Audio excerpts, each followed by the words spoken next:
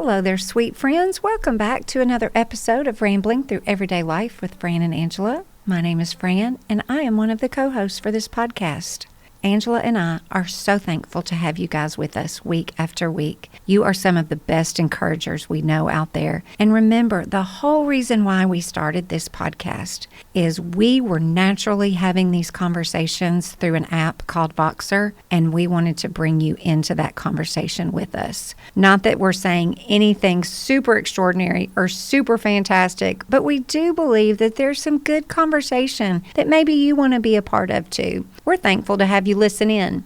We sure do love you guys so very much. Enjoy the episode. Have a fantastic day.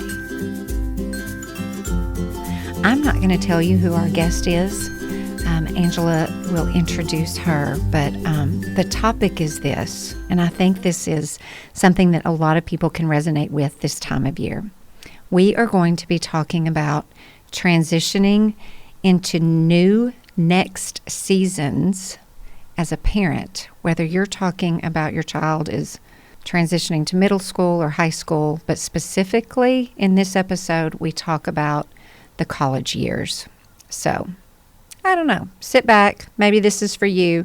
We're on the calendar where graduation is right upon us and all the emotions are high. We sure do love you guys so much. Thanks always for listening and have a fantastic day.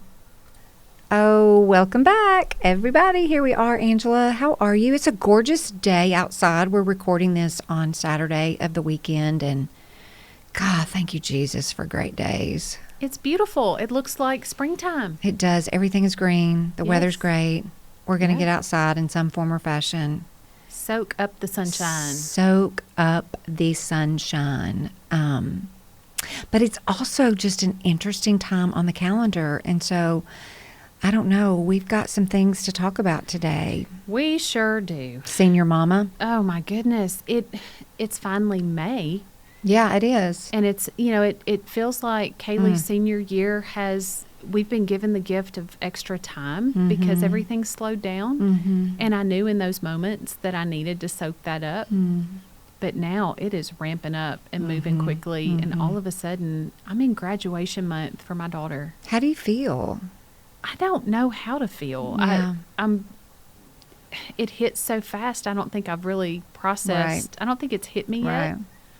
I'm very proud of her. I'm excited for her. It's hard to be sad for me when I'm so excited for her. Sure. Yeah. She made the comment a couple of days ago. She said, I'm finally headed to a school where I can take the classes I want to take and not the ones I have to take. Yeah. So she's excited and she's ready. But I don't know that I am. Yeah. Well, you don't know what you're stepping into. No. But the good news is we have a podcast where we get to interview guests to help us along with these things. Praise God for guests, right?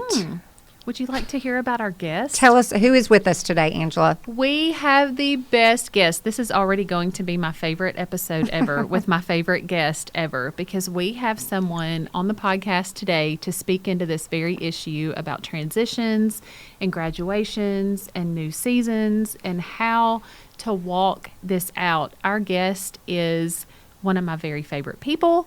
She is a mother of 3 boys who have all made their transition well into college and beyond. She works in admissions at a fantastic university.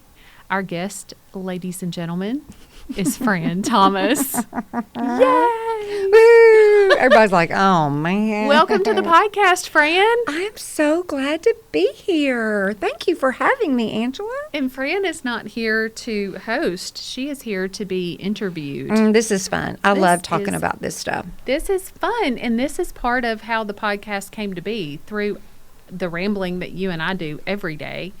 Through Voxer, we're just exposing that to the world to bring people in and let them be part of the conversation and learn alongside us. So this is fun because I need all the wisdom from you that you have to share. I love that you are a little bit ahead of me in life and you can tell me how on earth I'm supposed to do this. Yeah. Fran, how do I do this? Yeah. What do I do?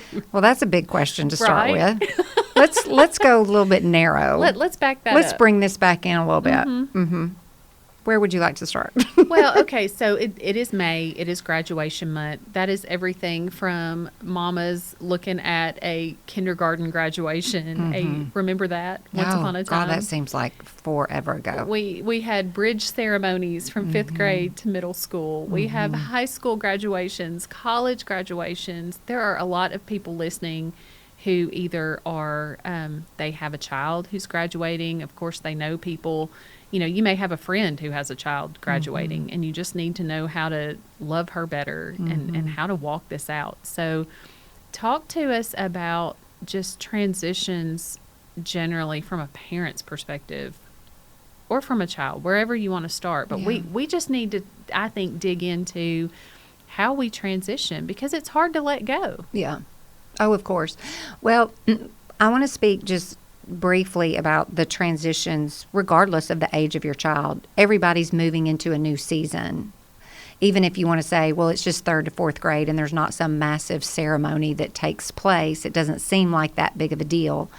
But with every year that goes by, it is a transition. And so I want to just talk about that for just a second. But then I do want us to focus on those of you all that are experiencing the transition from high school to college, because I've done it as a parent, but I also work in the environment and I'm around college students a lot. And so I love the fact that I have both perspectives, even with my own kids, but just other students in general. So anyway, transition, here's what, it happens, and we all know this, but we are, as moms, just going through year after year after year, you just have those realizations, those moments of, oh, wow, a whole nother year has gone by. Oh, wow, a whole nother year has gone by. And then sometimes you really deeply experience that in those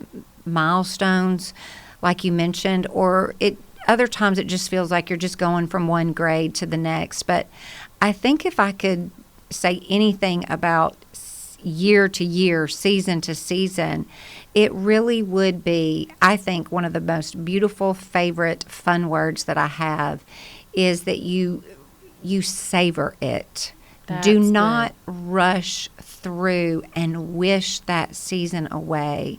I know that we just, as people, this time of year, we're just like, oh, I cannot wait for summer, or I cannot wait for back to school, or I cannot wait for Christmas break, or I cannot wait to go back to school, or, whatever cycle you're in the academic calendar. Don't rush it. Don't wish anything away. Don't I know that we have to end things and move on to the next season, but even just begin a discipline and a practice of asking the Lord to slow your mind down, to slow your mind down, but just awaken your other senses of sight and sound, and just even within how you feel in your heart towards your people in that particular moment.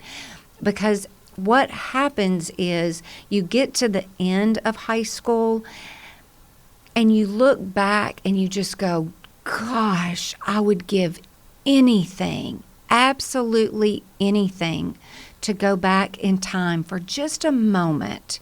You don't want to relive it all, but just a moment, and just really sit in it and put your arms around it and feel it and remember it in a much deeper way, because you just didn't do that. We get so caught up in the moments and the busyness, and we just live in a world where busyness has been glamorized, and we do not need to feel bad at all as parents to just say, no, we're not going to go do that. We are going to make time as a family for just a minute. And I don't know what that minute looks like, but I'm afraid that we're just missing opportunities to savor because we're just too busy to realize we need to savor. Well,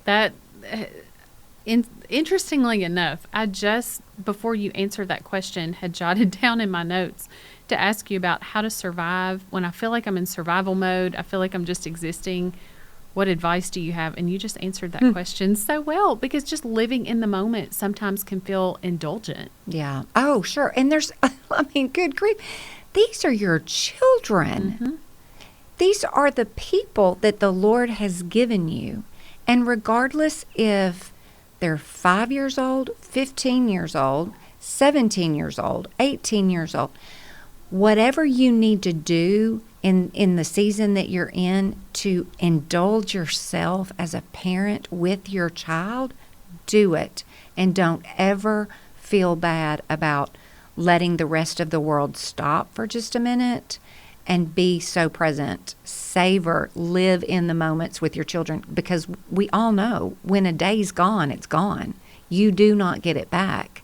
And we just don't need to feel bad about indulging ourselves for the sake of, this is my child. That is so good.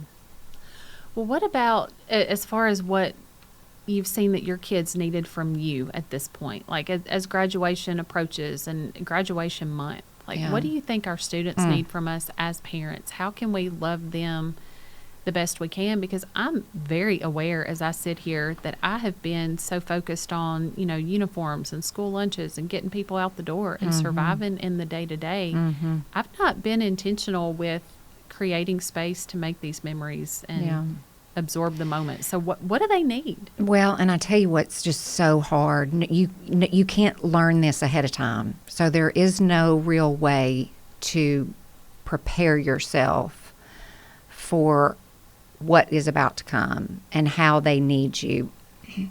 And regardless if it's your first child or your fourth child and everything in between, releasing your child into the world outside of your care is not something you can practice ahead of time, even if it's not your first, it's your second, third, or fourth, because every child is different and you feel differently about that child as you release them into the world, because they're not all the same, and you've just got different experiences and history with that child and memories and moments and all those things. And so you can't prepare for that release, that separation that just happens so fast, literally in a day's time.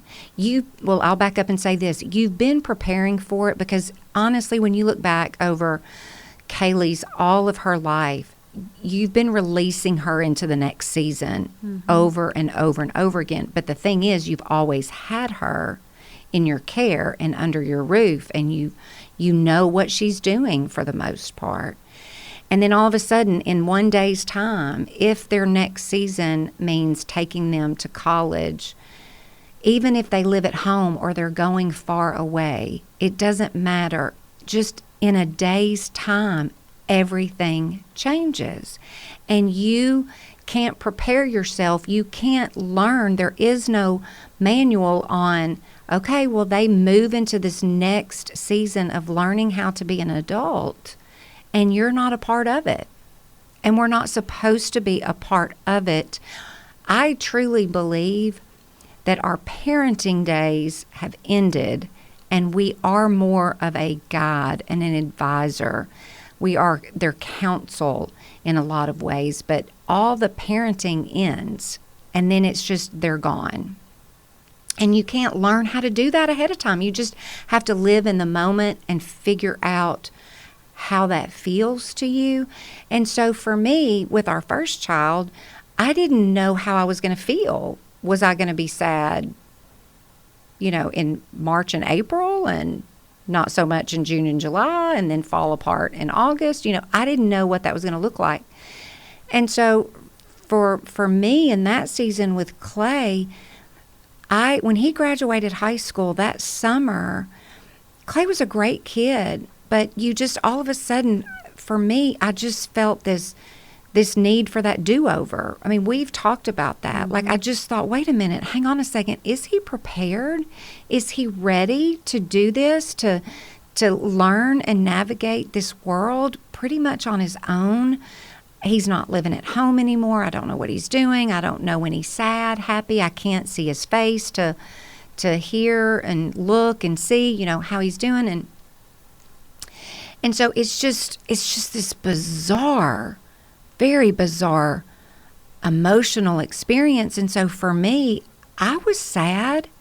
I wanted some time back that I knew I couldn't get back. I had some regret as a parent, things for sure that I wish I would have done better spiritually. But then again, I was okay when August came, but in October, I mourned. Really? I don't know where it came from. I think just enough time had gone by that I realized he's gone. Yeah. And I couldn't get it back. And Right. I would sit outside on my back patio. I could just cry right now and just cry and think, I just miss him. Like, can we just not go back? And so that's why that idea of savoring those moments, even if you just write them down. We did this today. We talked about this today. Because you're not going to remember. You are not going to remember any more than you remember about what you talked about with them when they were 8 years old. You don't. You do not remember unless you were that kind of mom that truly journaled. These were the conversations that we had. We have memories of some highlights and things that we might have done. But conversations and savoring those sweet, intimate moments with your child, you're not going to remember them because it just truly all starts to run together in the chaos and the busyness of life. And so anyway, I went through just a rough patch in that fall and just thought, good gosh, Fran, you've got to get it together. But I learned that that was normal, that that was natural, and it was okay for me to feel sad. So, Lord Jesus, I didn't stay there for too terribly long. I was going to ask you, I'm like, gracious, what's ahead? Yeah. What about with the other two? Was it different? Or Yeah, was it sure. similar? There was similar sadness, for sure. But, going back to your original question of just preparing us, you just need to know that separation of the physical separation, the emotional separation, everything that has connected you as a parent to that child is just, there's distance there now. And it is unnatural. It is about the most unnatural thing I can think of as a parent, to have this human with you for 18 years and then to give them away, I'm sorry, in a day?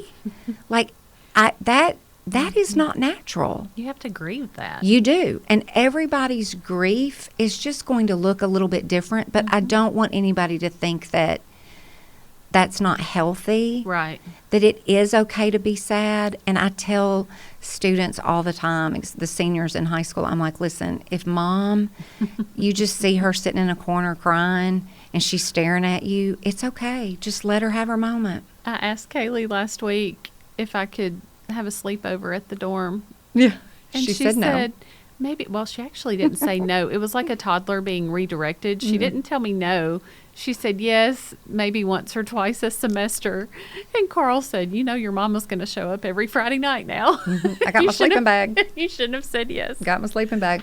Well, so we've got this grief from a parent's perspective. How do we balance that with what the child is going through? Yeah. Well, they're not grieving. They are happy. They are free.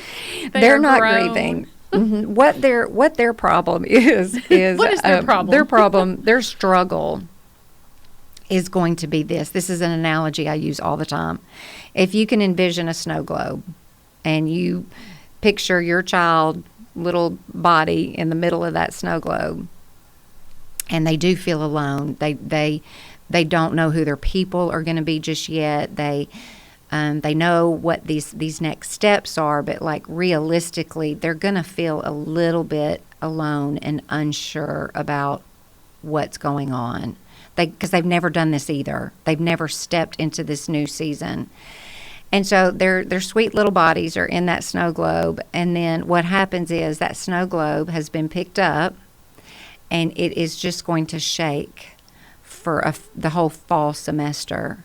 And they are going to get tired, and they are going to feel beat up and bruised and exhausted because everything is different. Everything is different. They don't live at home anymore. They have basically done, to some degree, the same thing over and over and over for 18 years. They have woken up every day. They have had breakfast. They have had school of some kind. They may have some after-school activity. Their friends. It's just very predictable, and they've been doing that every single day for 18 years. Their weekends tend to look the same. And so all of a sudden, all of that's gone. And there they find themselves in the middle of that new environment, that new season, and everything is different. Everything. They have to figure out a person to live with that they truly do not know. They've got to figure out how to do that. They've got to figure out when to eat because mom's not doing that for them and making sure that they've eaten. They've got to figure out when to do their laundry. They've got to figure out professors that they don't know anything about. They've got to figure out a new class schedule and structure that's not what they've been doing their whole life. They've got to figure out these new people that are coming in, and they've got to figure out what to do with them. And who do they trust and who do they not trust? And they've got to figure out the consequences of not doing the eating, the sleeping, the studying, the going to class. They've just got so much to learn. Bedtime. They're all terrible at it because they want to do all the things, and you want them to do all the things, but there's also, like, the Lord gives us structure and organization within our day so that we can be healthy and helpful and learn and be who He's called us to be. And so that snow globe just shakes and shakes and shakes while they're learning all that first semester. And then finally, at Christmas, everything starts to settle. And if you were to picture the winter snow globe and just all that snow just falls to the ground, and then there they are, and they feel like, okay, I know what's going on here. You know what's going on. And it just starts to settle, and everybody thinks, okay, we're going to make it. But what's interesting is in that shaking, there's things happening that are causing that exhaustion and that feeling of being beat up and tired all the time. And that goes back to they're making decisions in that season, in this brand new season. They're making decisions. And we don't know what those decisions are. That's hard. That's very, very difficult. And I can tell you this, nobody's child is perfect. Not a single one. Not a single child is perfect. Not a single institution is perfect. It is a broken world full of broken people. So they are going to fall. They are. Everybody's falling. Everybody's stumbling. Could look very similar, could look very different. It could be that they are falling and stumbling in the classroom.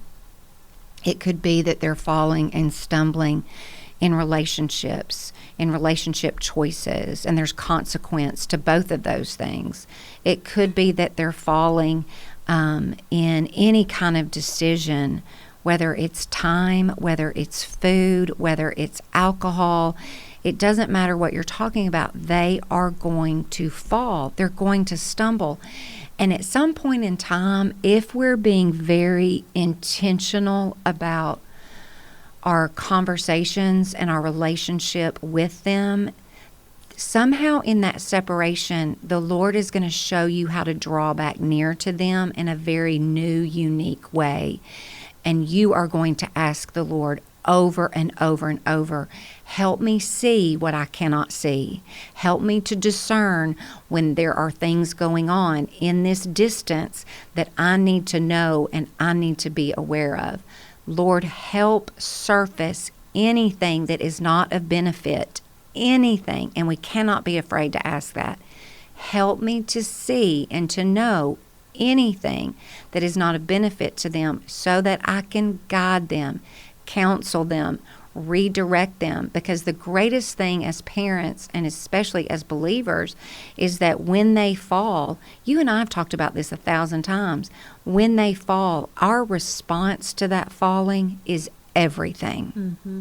We cannot be shocked and floored when some kind of struggle is taking place. So we have to learn how to not overreact because we understand. Now that's hard. It is. When your kid does something crazy. It is. And I'm But telling it's different. It's a different environment for discipline. It is. And you need to pick them up gently. Mm-hmm. And you need to have hard but yet reasonable conversations with them about whatever it is. The classroom, relationships, choices of any kind. You've got to be able to address that head on. And then the consequence of that conversation, you may not get the result that you want right away. It may take a very long time to redirect them and have them walk that out in some form or fashion that you think is right. And I'm saying that because if you could see my hands, I'm painting a picture with my hands in that as parents we want, of course we all do, we want their path for this next season to be straight. Mm-hmm. Of course you do. That's the easy way. That's the easy way, but it's not going to happen. Let's just go ahead and put that on the table. It is not going to happen. Now, what gets hard is the parent, you don't know necessarily when that path of theirs is going left or right. And so that's why it's so important to pray and to have thoughtful, intentional conversations and ask the Lord to help you see what you need to see. Because especially if you're like not in the same town and you don't get to see them very often. Or the same state. Yeah, it's just tough. And so we want the path to be straight, but it is not going to be. And it is going to go left. It is going to go right. It is going to go up. It is going to go down. And to what degree and amount of time the left and the right and the up and the down are, it's just all over the place. Everybody's different. Everybody's different. My kids have suffered that left, right, up, down in different ways, but they've all had it. They've all had it, and they've all had great, intense struggles. And so you just have to know that it's going to happen. And then again, when you are able to get with them and ask the hard, honest conversations about, how are you? What is your greatest struggle right now? Are you drinking? Are you in a friend group that may not be the best? Are you going to class?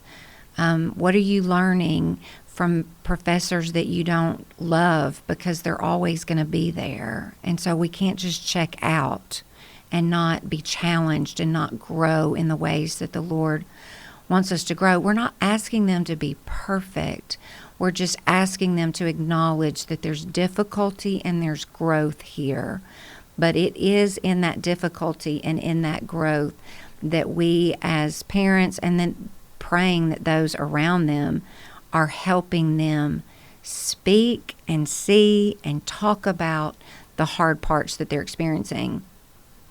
This is all so good, and I don't think I've ever been taught any of these things. You're not. You can't until you're in it. Mm-hmm. But you can kind of have some. These are the expectations. Yeah. These, just some of the things that I've already said. Like, okay, I can get my mind wrapped around the morning. Mm-hmm. I can get my mind wrapped around the physical and emotional separation. I can get my mind wrapped around the prayers that I need to pray. But I think sometimes what we just don't know what to do with is the kid comes to you, their sophomore or junior year, and they're like, just from a very practical standpoint, I want to change my major. And in our mind, we go, nope, because you're going to be out of here in 4 years. And the Lord may be like, says who? Who said that? What if the Lord's plan is, we're going to change our major because she or he is discovering, this is not exciting to me. This is not fulfilling to me. And it's okay to change your major. And so just things like that, that's part of the expectation that this path is going to be nice and neat and tidy. And by the sophomore year, you're going to know exactly what you want to do with your life. And then from then on, it's just going to be nice and neat and predictable and straight. And if your child is telling you that, they're lying, because there's things happening within their life that they're not being honest with you about, and that's okay. They don't need to tell you everything. This is truly the time where they are figuring out who they are, and are they surrounding themselves with people in their environment as well as you that are helping them figure out who they are and giving them the tools to have those strong, steady legs underneath them that they need to have. And giving them the grace to sort through that Yes. is so important. I've heard from high school students, I wish people would stop asking me where I'm going to college Yes. and what I plan to major in. Yeah. What do you want to be? What do you want to major in? And then college students have Yes. said, I wish people would Yes. stop asking me what I plan to do with the rest of my life. Don't know. And you think, okay, Perfectly this is fine. a 20-year-old young Just trying adult. to live. Just trying to live. Just trying to do all these things, and we're putting the pressure on them to tell us how they want to. I don't know how I want to spend the rest of my life. Right. Why do we? But I'm guilty of asking that question a lot. Yeah. It seems like a natural thing that we ask as a conversation piece. Yeah. I think that, I think when you're thinking about what questions to ask your college student, and it's hard because not everybody as the parent and not everybody as the child is going to love this. But we tend to just ask one question, and that question is, how are your classes? How is school? Like, we're so focused on how are you doing in the classroom because apparently that's everything, and it's going to predict and dictate everything. So we focus so much on the classroom. Now, granted, that's why they're there. We don't need to ever minimize that or forget that. Don't cut class. That's right. For the parties. That's right. You're there to go to school. You're there to go to school. However, go into those harder conversations. Tell me what's happening. How do you feel about your friends? How do you feel in your spiritual walk? All of a sudden, sometimes those conversations about their spiritual growth just stop. Like we just quit. And we need to continue to guide them and push them to be in church to some degree. What does that look like? It's not going to all magically fall into place a month after they've moved in. It is going to take the entire 4 years. And that's part of the up, down, left, right, and just all around. Just bring your expectation level down and know that I want them to be challenged academically. I want them to be prepared. I want them to be growing spiritually and emotionally and relationally. But that is the whole next season. It is not going to look or be quick and in a way that you think that it should be. Well, and don't you think we normalize just in society going off to college? Yeah. I mean, it just sounds like everybody should know automatically what that means and how Right. that looks. And they just go off to college and live this, the parents sad, the kids happy, away we go. You move on to the next phase. But hearing you say all these things has really been good for me to understand, just that perspective from the college student's point of view. I'll say this too about the college student's point of view that parents sometimes don't think about, but when they come home, Yes. What is that like? they don't love to come home. Now, sometimes, at the beginning, that first fall semester, they like it because they can get caught up on some sleep and, mom's going to do laundry and feed them and stuff. But as they age into those 4 years, going home is hard, and they are really becoming an adult, and they want to be on their own. And so then, whole separate issue is they don't need me anymore. And you just aren't prepared for when that occurs and how that's going to feel. It's like the first whammy occurred, the beginning of college, and then about after the second year, for sure after the third year, you're not needed. And that's so sad and bizarre, and that's a whole nother grieving. But at the same time, your relationship with them has changed so much that they are just a lot of fun, and you do just want to be around them. You're truly not parenting them anymore. Are they making dumb decisions? Yes. Are they making wise decisions? Yes. But who they are now, that's not who they're going to be. We're all becoming somebody new, and it starts way back there when you're 18. I have said over and over and over that, and I did not make this up. Clearly, some scientific study said this, and I've heard our college president, Dr. Dub Oliver, say this. But these 4 years from 18 to 22, are the second most formative years of their entire life. Wow. Outside of 0 to 5. So we all know 0 to 5, so much transformation, so much growth, so much learning is taking place. Clearly, that we can go, oh yeah, from when they're born to 5, oh, absolutely. But the second most formative years of their entire life is between 18 and 22. We need to prepare ourselves and think through that and understand when things go up, down, left, right, and all around. This is part of that growth. A 1-year-old does not all of a sudden become somebody that can read and write and run and jump and skip. Like, it's a process. It's the same process. It's just more on an adult level. And so we don't know. Sometimes we just truly don't know what's going on in their learning and their growth. And that scares us because we're losing control as a parent. But anyway, these 4 years matter. You know what, this is the only point of reference I have because I'm not there yet. But this reminds me of, like first day of kindergarten, the box of tissues in the hallway on the table, and the teacher looked at me and said, "These tissues are not for the student, they're for the parent." Yes.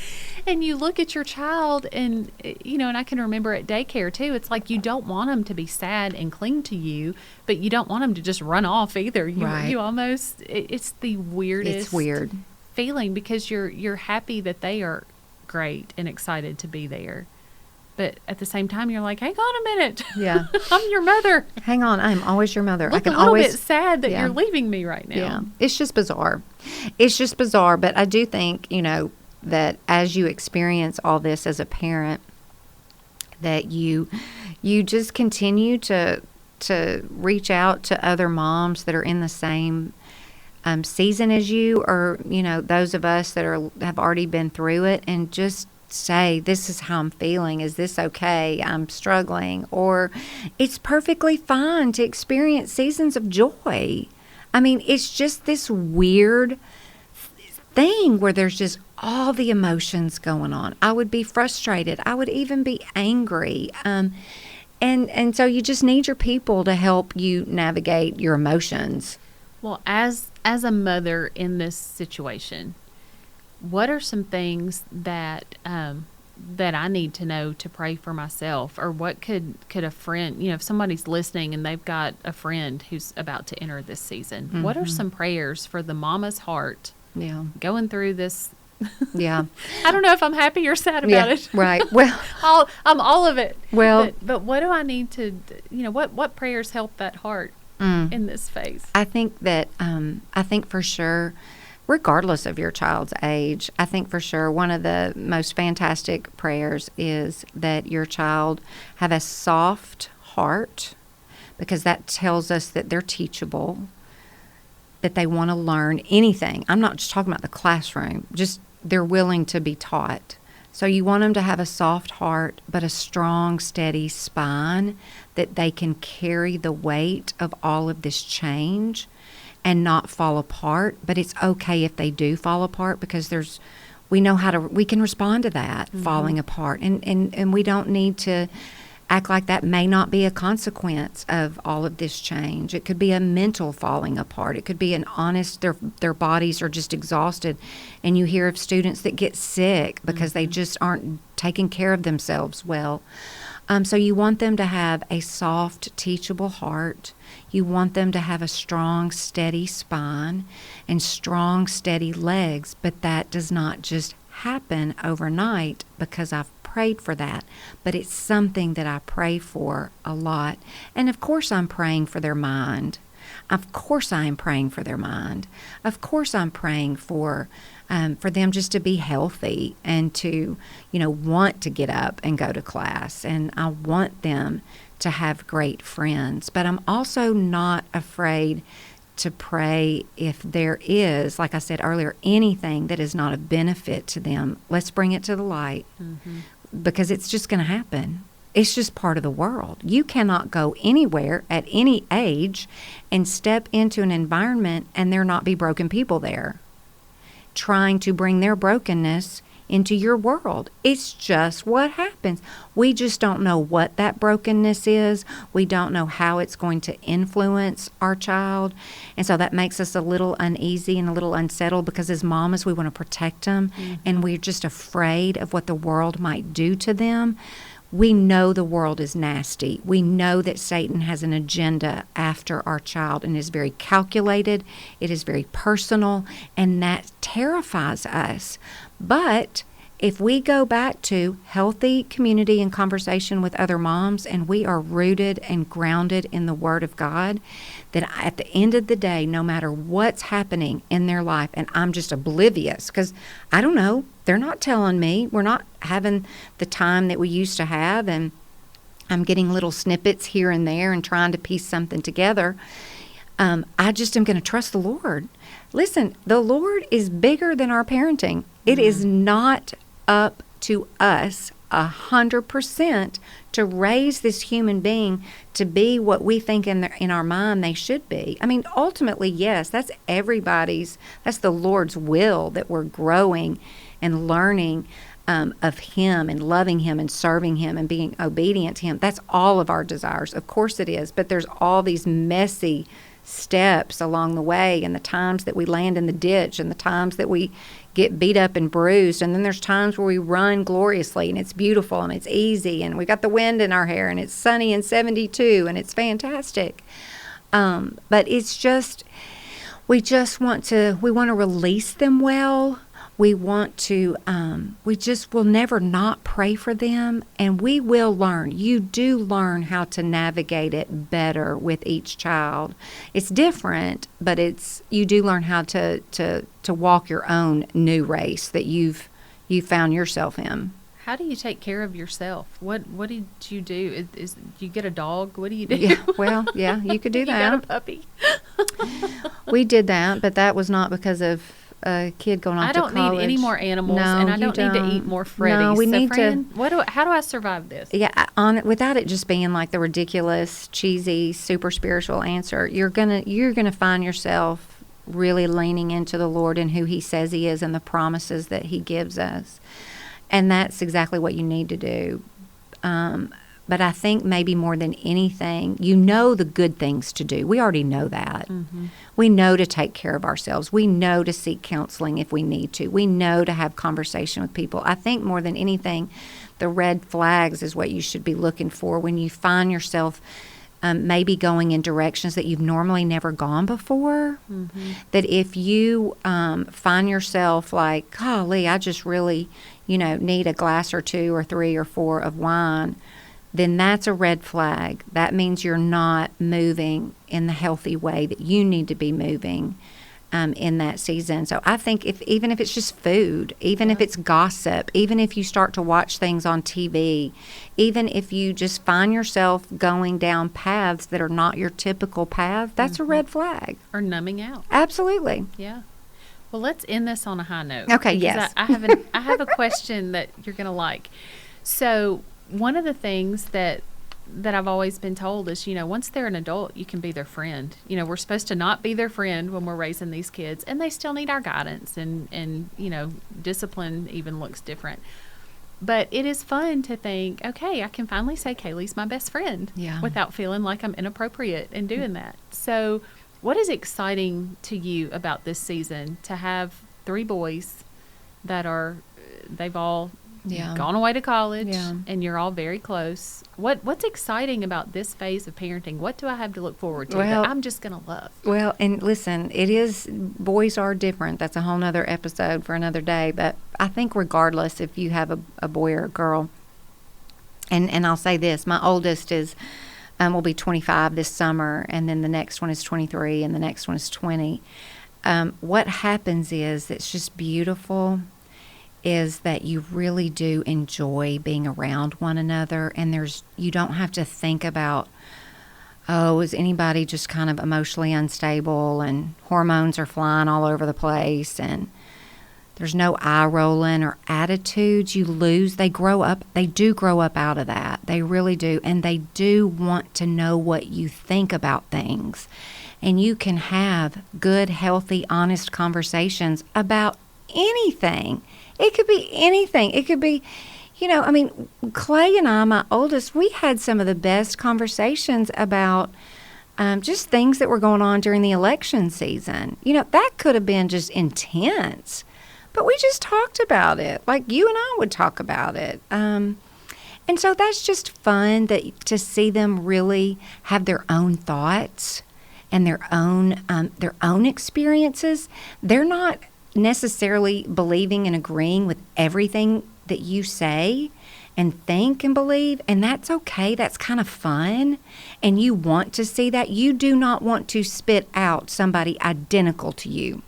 You don't. And so we got to be okay with that when they do kind of venture out and are finding their own way, whether it's a spiritual way or a political way or anything that they feel about anybody's decision, that they're just the beneficiary of somebody's decision. It could be that they didn't like the way their professor did that, or administration handled that, or whatever. They talk about it, and to hear them form sentences and thoughts like a grown-up. You're just like, this is good, and you don't need to feel threatened by them if they are not in agreement with you about something. That's the world. Nobody sees everything 100% of the same way all the time. And so you really have raised them to be independent, critical thinkers based on their own experiences and how the Lord is growing them in that season. Well, I know your boys well enough to say with confidence you have done a fantastic job, because they are all great adult They're humans. growing. They are learning. They're growing, and just watching you walk this out has helped me so much. And all this today, I mean, even this is stuff you and I haven't specifically talked about. I hope it's helpful. So, incredibly helpful. Do you have a favorite scripture or a go-to that just when you think, okay, I have an empty nest, now what do I do? Well, what do we do, Fred? I think that I don't have a scripture, but I do write often in my journal, whether it is broadly or very specific to a child in a situation. I will write over and over, and I kind of referenced this earlier, is help me see what I need to see, show me the way, show them the way. Give us guidance, Lord, direct us. And he always does. There's so much scripture. There's tons of scripture, bound up in those thoughts. But it does, because the season is unknown, we sometimes just can feel lost. And you do find yourself as the parent praying for yourself as well as for your child. Show them your way. Help them to see what they need to see. And then give them the courage, myself included, to step into what you've shown them. That's good. Yeah. Well, we have a higher calling than being a parent. That's right. Those of us that are. I mean, that's right. a big calling, but our ultimate calling and purpose is bigger than that, and we have to be okay with that. And I'm talking to myself and all my control issues. You're going to be just fine, Angela. Everybody's going to be just fine. We're going to make it. You're going to make it. Well, thank you for your words. Thanks for letting me be a guest on my own podcast. We'll have you back. This was great. Oh, y'all are all precious and wonderful and kind. Thanks so much for listening. Let us know if anything ever resonates with you in an episode and you want to give us feedback or thoughts or questions, concerns, comments, encouragement, anything. Be gentle. Be gentle and kind. Remember, be gentle and kind. We sure do love you guys. Have a fantastic week.